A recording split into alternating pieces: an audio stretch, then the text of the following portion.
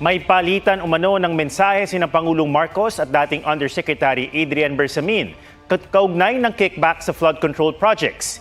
Ipinakita raw yan kay Congressman Antonio Tino at sa iba pang kongresista ni Batangas 1st District Representative Leandro Leviste.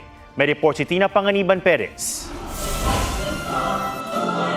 Kahit tuluyan ng ibinasura ng Kamara ang dalawang impeachment complaints laban sa Pangulo, hindi pa sumusuko ang Makabayan Bloc na endorser ng ikalawang reklamo.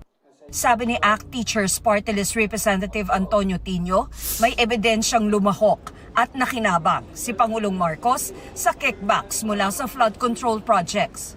Yan ang umano'y palitan ng text messages ng Pangulo at ni dating Presidential Legislative Liaison Office o PLLO Undersecretary Adrian Bersamin noong nakaraang taon. Mga komunikasyon sa pagitan mismo ng Pangulo at saka ni Undersecretary Adrian Bersamin. Ang lumalabas talaga ay siya yung personal runner, ibig sabihin utusan, bagman, Bersamin. Complete na po ang 7.122 delivery sa akin. Tapusin ko po computation today. That was March 24, from July 10, 2025. Ito nga yung nagpapaabot si Bersamin na meron pong cash delivery. Dadalhin natin sa 2 billion, dadalhin sa Nara Residence. Okay? At ang sabi naman ng Pangulo, quote, sasabihan ko si June Baris. Quote. Matatanda ang si Bersamin ang itinuro noon ni dating Congressman Zaldico na nagkumpirma sa kanyang may pinapa-insert umanong 100 billion pesos si Pangulong Marcos sa budget.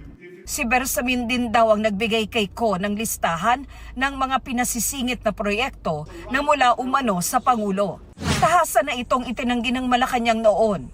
Ayon pa kay Tino, pwedeng ibangga ang umano'y text messages sa pahayag noon ni dating DPWH Undersecretary Roberto Bernardo. I-correlate natin ito dun sa salaysay naman ni Bernardo na in March, meron siyang kinomplete na mga deliveries including one delivery of is it around 2 billion, ganon, in an armored van. Diba? Sabi ni Tino, nakarating din kay Congressman Edgar Erice at iba pang kongresista ang palitan ng mensahe. Ang nagpakita raw ng messages, si Batangas 1st District Representative Leandro Leviste. Isa nga po si Congressman Leviste sa sources. Yes. Ipapakita rin niyo po ba sa amin yung pong text messages? Ako? Apa. Well, you know, it's better that, for example, Congressman Leviste be the one. Bakit? Because he can explain the provenance of these records. Siya ang mas makakapagpaliwanag kung paano napasakamay sa niya ang mga records na ito. Sinubukan ng GMA Integrated News na kumpirmahin ito kay Leviste. Pero sabi lang ni Leviste sa kanyang social media post, panoorin na lang daw ang mga pahayag ni Tino at Erice.